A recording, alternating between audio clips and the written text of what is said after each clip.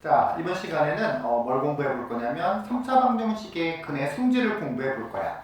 3차 방정식의 근의 성질에서 선생님이 크게 한 3가지 정도를 설명을 해줄 건데, 첫 번째는 근과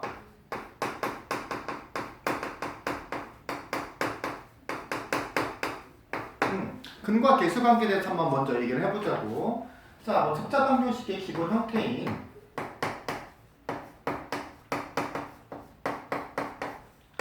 이렇게 이제 3차 방정식 기본형을 적어놓고 이 3차 방정식의 세 근을 우리가 알파, 베타, 감마라고 하자라는 거죠. 그랬을 때 우리가 2차 방정식의 근과 계수 관계에서도 공부했던 게 그런 거잖아. 근을 각각이 얼마인지는 모르지만 두근의 합, 두근의 곱, 두근의 차를 우리가 알 수 있듯이 3차 방정식에도 마찬가지야. 3차 방정식의 세 근을 구하지 않더라도 우리는 몇 가지 근과 계수와의 관계를 뽑아낼 수 있다는 거죠.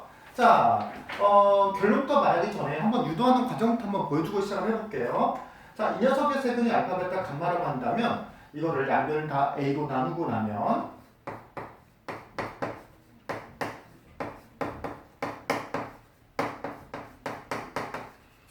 이렇게 될 텐데 는 0이 되겠죠? 근데 이 녀석의 근이 알파, 베타, 감마니까 이 좌변은 인수분해가 이런 식으로 되겠죠.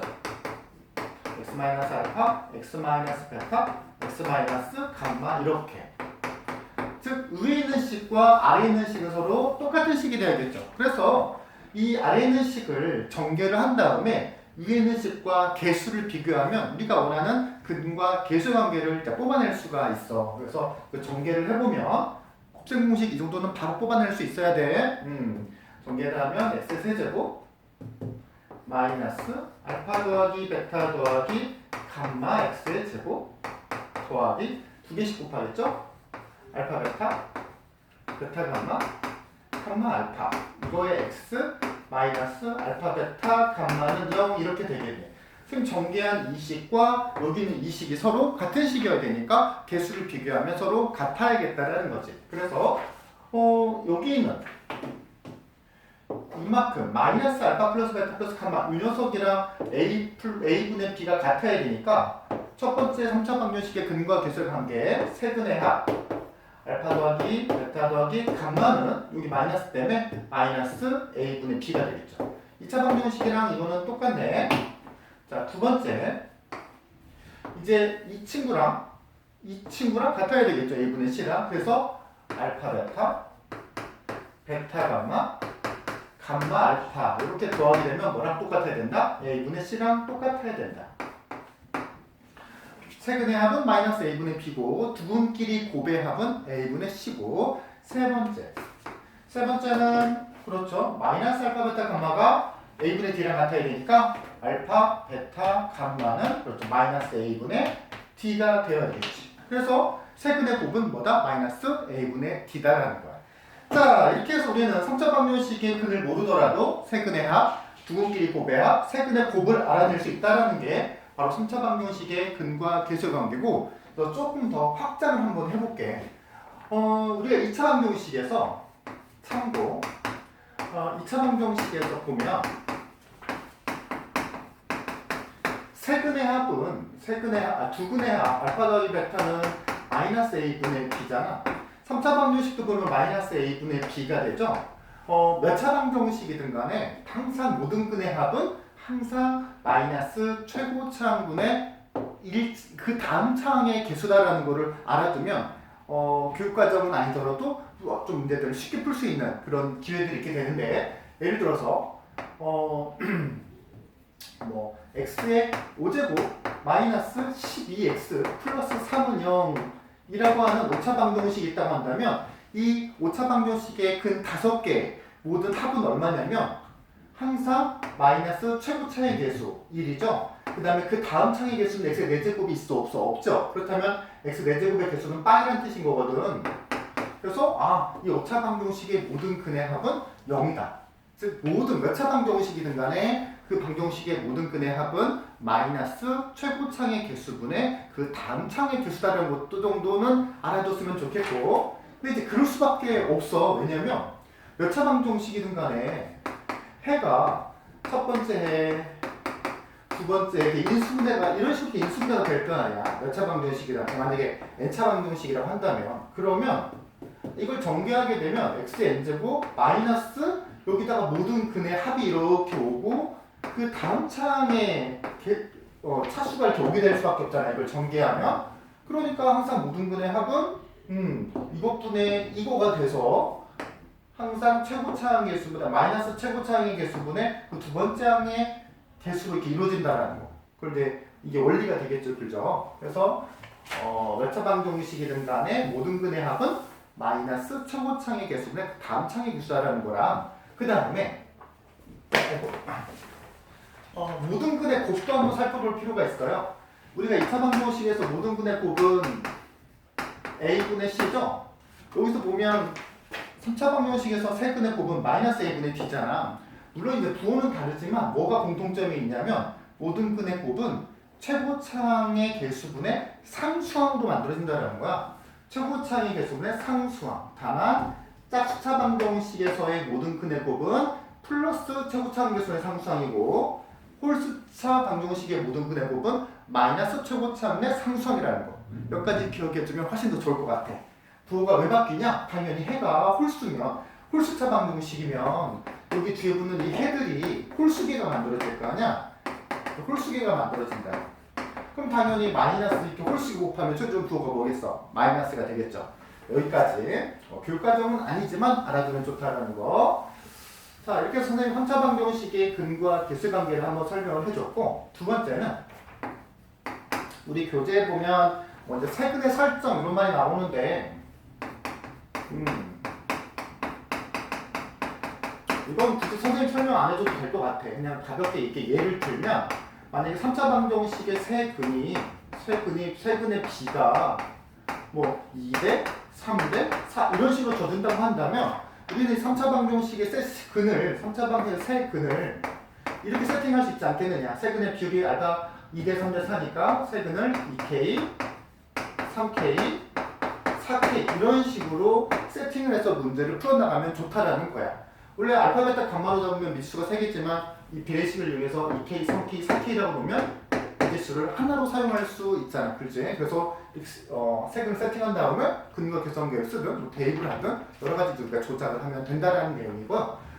세 번째 제일 중요한 첫 번째 내용, 그 다음에 중요한 두 번째 내용이에요. 켤레근의 성질인데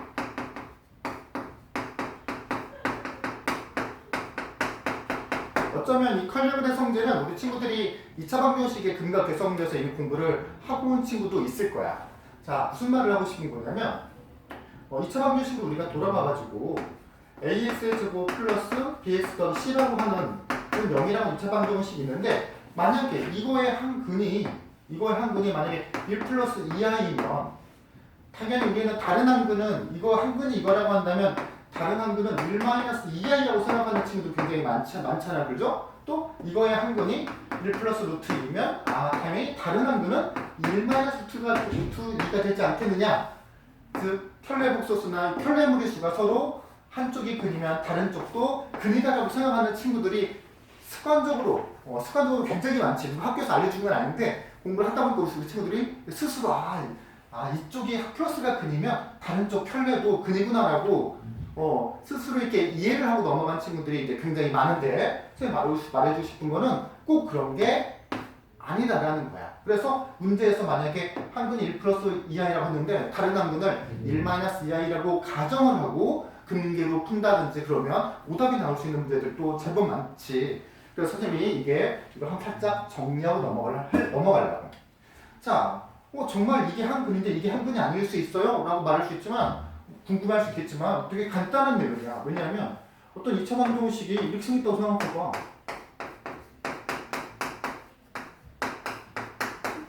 이렇게. 자, 당연히 x가 이제 두 개 있으니까 2차 방정식이죠. 근데 당연히 인수분해돼 있고 해를 보면 해가 뭐하고 2하고 1 플러스 2i가 해인 거잖아. 1 플러스 2i인데 반대 켤레 복소수인 1 마이너스 2i가 해가 아닌 경우는 무수히 많아요. 그렇다면 우리가 당연하다고 알고 있었던 이것들 켤레 복소수나 켤레 무리수인 관계인 녀석들이 서로 해가 되려면 어떤 2차 방정식 또 어떤 방정식에서만 이렇게 통하냐면 잘 보세요.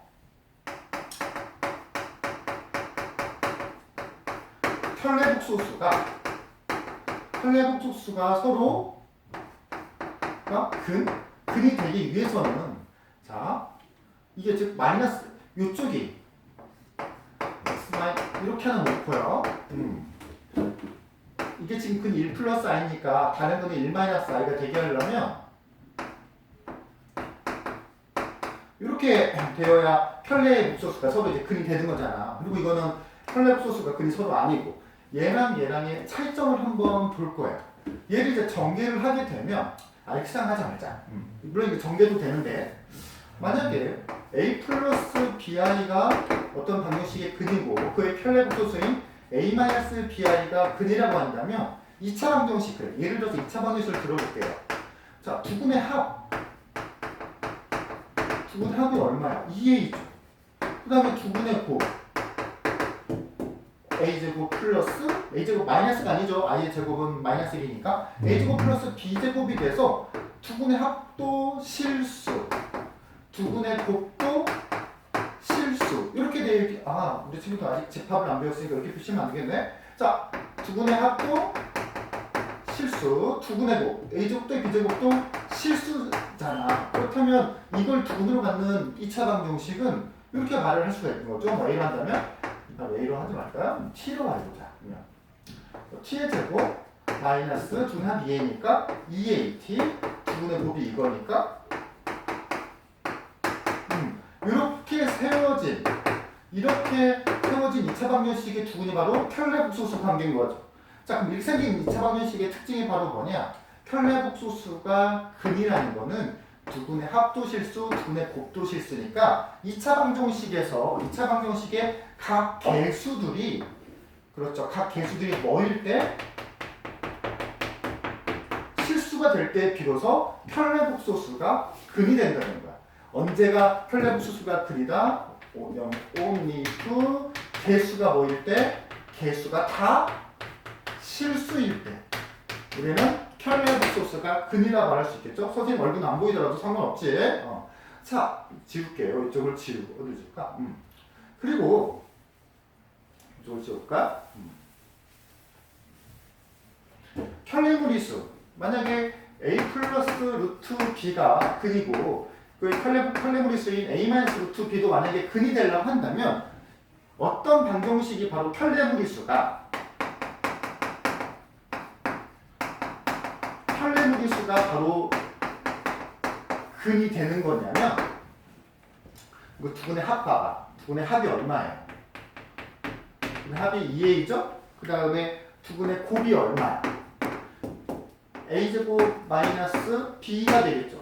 즉 지금 봐봐. 이 루트 안에 들어가면 이 혈내는 a 플러스 루트 b가 근일 때 그의 혈내 무리수인 a 마이너스 b가 근이라고 되면 이 루트 안에 들어있는 b와 바깥에 있는 a는 당연히 이때는 뭐가 돼야 돼요? 유리수가 되는 거죠. 유리수가. 봤더니 두근의 합도 유리수, 두근의 곱도 유리수가 되겠네요. 그래서 혈내 무리수가 근일 나면 어떻게 되냐면 개수가 뭐일 때, 그렇죠? 개수가 유리수일 때만 혈내 무리수가 근인 거야. 아이고야.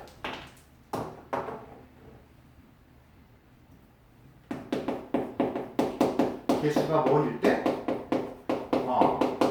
유리수일 때만 혈내 무리수끼리 관계가 서로 성립한다라는 거죠. 진짜 그래요? 한번 예를 들어볼게. 또 간단한 예를 들 있어. 이렇게 한번 해봐. 한 근은 1이고 한 근은 1마이너스 루트가 돼서 혈내 무리수끼리 근이 아니죠. 근데 이런 방정식들의 특징이 전개를 하면 개수가 유리수가 나오겠어, 무리수가 나오겠죠. 근데 루트가 살아있으니까 계속 개수가 무리수가 나오겠죠. 근데 이쪽이가 이제 앞에서 보여준 것처럼 혈내 무리수인 관계가 된다고 한다면 두근의 합과 두근의 곱이 서로 유리수가 만들어지면서 개수가 다 유리수가 된다라는 거야. 자, 집차일기 3차 방정식의 성질을 알려주고 있는데요. 가장 중요한 건 물론 근거 기도 관계고 또 지금 강의에서 중요한 두 번째 내용은 바로 이 혈내무리수의 성질인데 혈내근의 성질인데 켤레 복소수가 그리기 위해서는 개수가 다 뭐가 돼야 된다? 실수가 돼야 된다. 그리고 켤레 무리수가 서로 그리기 위해서는 개수가 반드시 뭐가 돼야 된다? 유리수가 돼야 된다는 거야. 예를 들어서 간단히 예를 들어보면 어떤 3차 방정식에 이렇게 주어지고 이거의 한근이 1 플러스 루트 2라고 한다면 만약에 다른 한근이 1 마이너스 루트 2라고 사용하기 위해서는 어떤 전제가 깔려야 된다? 켤레 무리수가 서로 근이 되기 위해서는 개수들이 반드시 뭐가 돼야 된다? 유리수가 돼야 된다. 유리수라는 문제에서 이 개수들이 유리수라는 보장이 없으면 1 마이너스 루트 2라는 거를 다른 근위변이라고 생각하고 문제를 풀면 반드시 틀리게 된다는 거예요. 선생님 그러면 개수의 유리수라는 이런 말이 없으면 이거 어떻게 해요? 그러면 선택 여지가 없죠. 이게 그런지 아닌지 모르기 때문에 우리가 할 수 있는 거는 이 3차 방정식에 1 플러스 루트 2를 대입해보는 정도밖에 식을 만들 수 없다는 거죠. 자, 이렇게 해서 선생님이랑 간단히 3차 방정식의 글의 성질을 공부해보고 그 다음에 한 가지 더 중요한 내용이 있어요. 오메가에 관련된 성질이 있는데 그건 선생님 두 번째는 동영상에서 준비를 할게요. 좀 이따 봅시다.